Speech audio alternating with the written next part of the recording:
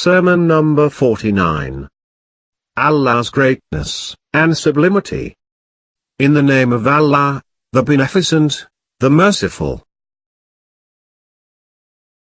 Praise be to Allah who lies inside all hidden things, and towards whom all open things guide. He cannot be seen by the eye of an onlooker, but the eye which does not see him cannot deny him, while the mind that proves his existence cannot perceive him. He is so high in sublimity that nothing can be more sublime than he. While in nearness, he is so near that no one can be nearer than he. But his sublimity does not put him at a distance from anything of his creation, nor does his nearness bring them on equal level to him. He has not informed human wit about the limits of his qualities. Nevertheless, he has not prevented it from securing essential knowledge of him.